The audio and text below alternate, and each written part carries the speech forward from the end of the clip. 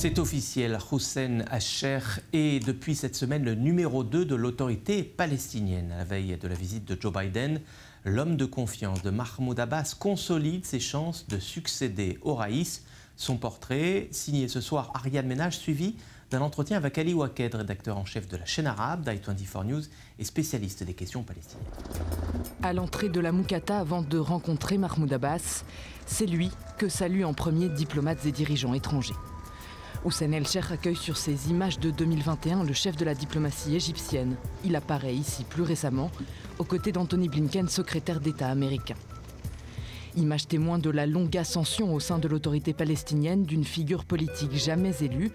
Hussein El-Sheikh, aujourd'hui 61 ans, pâtit plutôt d'une impopularité chronique. Presque toujours aux côtés du Raïs palestinien, il est l'un des visages d'un pouvoir décrié, considéré illégitime, et de la coopération avec Israël.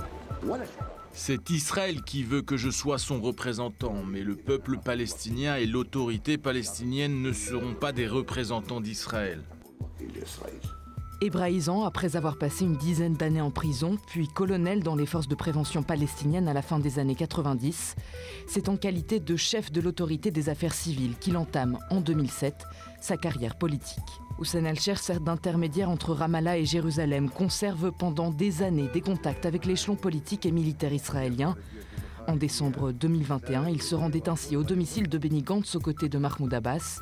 Seul, il rencontre à plusieurs reprises Yair Lapid au poste de ministre des Affaires étrangères.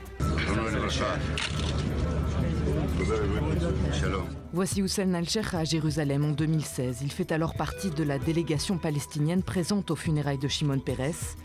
À ses côtés, Saeb Erekat, négociateur en chef des Palestiniens et secrétaire général de l'OLP, celui dont il reprendra le poste quelques années plus tard. Début 2022, Mahmoud Abbas réunit à Ramallah les membres du comité central de l'OLP pendant 2 jours. Rare assemblée boycottée par une vingtaine de membres, critiquée par les rivaux politiques. Membre de la garde rapprochée d'Abou Mazen, Hussein El-Sheikh y est nommé secrétaire général de l'OLP et négociateur en chef des Palestiniens. Le voilà numéro 2 de l'autorité palestinienne, en bonne place pour succéder au président à la santé défaillante. Mahmoud Abbas a 87 ans, il peut mourir d'un instant à l'autre. Et il n'y a pas de conseil législatif qui permette à son chef de prendre la place du président pour assurer la transition, comme ça avait été le cas après la mort de Yasser Arafat. Donc, il y aura une bataille politique. Il n'est pas encore clair qui sera le successeur. Aux rumeurs de succession, Hussein El-Sheikh répond par la promesse d'élections sur tout le territoire palestinien, un exercice oublié depuis 2006. Tout futur président du peuple palestinien ne peut être qu'un président élu par le peuple, par les urnes. Le président palestinien doit être élu. Le président palestinien ne sera pas nommé. Il n'arrivera pas au pouvoir par la force, n'arrivera pas au pouvoir en raison d'un intérêt régional ou international, n'arrivera pas sur un char israélien. Élection qui, selon lui, ne pourrait être tenue qu'à condition d'être également organisée à Jérusalem-Est. Argument qui avait conduit le tout aussi impopulaire Mahmoud Abbas à annuler les législatives de 2021. Ali Waked, bonjour. Bonjour. Merci d'être avec nous sur le plateau du Mag-Orient. Vous êtes spécialiste des questions palestiniennes, rédacteur en chef de la chaîne arabophone d'I24 News. Alors avant de parler du possible successeur de Mahmoud Abbas, que sait-on très précisément de l'état de santé du président palestinien?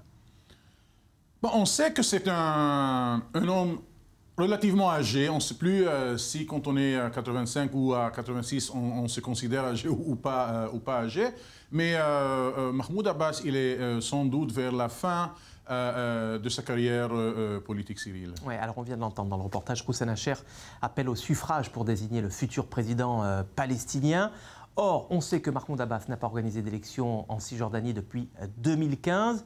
De crainte, 2005, pardon, de crainte, il faut bien dire, d'un raz-de-marée du Hamas. Est-ce qu'il faut craindre, Ali Waked, une vague verte le jour d'après Mahmoud Abbas? Je pense que quand on parle du jour d'après Mahmoud Abbas, il y a 2 pistes. C'est la piste qui fait partie du Fatah et des successeurs au sein du Fatah, et la piste qui est le successeur au sein du peuple palestinien cyril.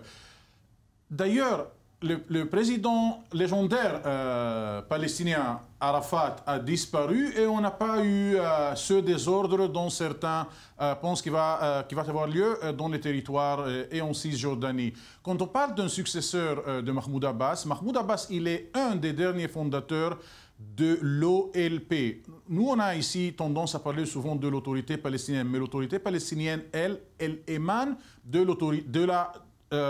l'OLP, l'Organisation pour la libération de la Palestine. Mahmoud Abbas cumule en lui les 3 postes les plus importants auprès des Palestiniens. Chef de l'OLP, président de l'autorité palestinienne et chef du Fatah, le parti de pouvoir. Et la question, est-ce que son successeur sera parmi cette génération de fondateurs qui a presque disparu ou quelqu'un d'autre? Si ce n'est pas un des fondateurs, et je ne vois pas parmi la génération de fondateurs qui peut être accepté sur tous les Palestiniens, donc je pense que son poste sera divisé entre 2, si pas 3 successeurs. Un qui va diriger l'OLP. L'OLP, c'est l'organisation qui engendre en elle toutes les factions palestiniennes, l'autorité palestinienne qui est l'administration responsable de veiller et d'organiser la vie quotidienne des Palestiniens suite aux accords d'Oslo signés avec l'État d'Israël, donc le gouvernement palestinien, le Parlement palestinien et le Fatah, l'organisation politique, le parti politique de Mahmoud Abbas. Maintenant, est-ce qu'on va avoir une vague verte? J'imagine que si demain matin, il y a des élections dans les territoires, le Hamas va remporter la très grande majorité, mais je crains que ce n'est pas la seule raison pour laquelle Mahmoud Abbas n'a pas fait des élections, parce qu'on a tendance à ignorer que Mahmoud Abbas subit à une opposition très dure à l'intérieur du Fatah, au sein même de l'OLP et au sein même de l'autorité palestinienne. C'est pour cela qu'on se pose la question, est-ce que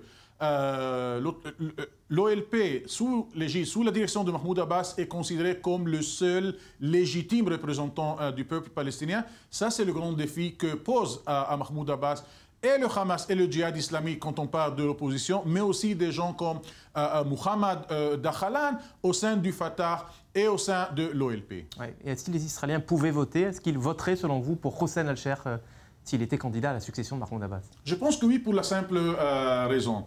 Le nom de Hossein al-Sheikh a commencé à apparaître dans le début des années 2000, donc lors de la deuxième intifada. Marwan Barghouti a été élu chef du Fatah en Cisjordanie. Marwan Barghouti qui purge une peine de prison en Israël, on le rappelle. Absolument. Et Arafat a jugé que c'est un extrémiste, un radical d'un côté, et de l'autre côté, c'est quelqu'un qui peut être un rival potentiel. Donc, il a imposé au Fatah un autre dirigeant en Cisjordanie, c'est Hossein al-Sheikh, parce qu'il jugeait Hossein al-Sheikh plus modéré et quelqu'un qui sera plus accepté sur les Israéliens. Hossein al-Sheikh émane d'une famille, de la grande famille Tarifi, qui, depuis le premier gouvernement palestinien, le décédé Jamil Tarifi était le premier président et le premier ministre, responsable de la coordination avec l'État d'Israël, avec le gouvernement d'Israël.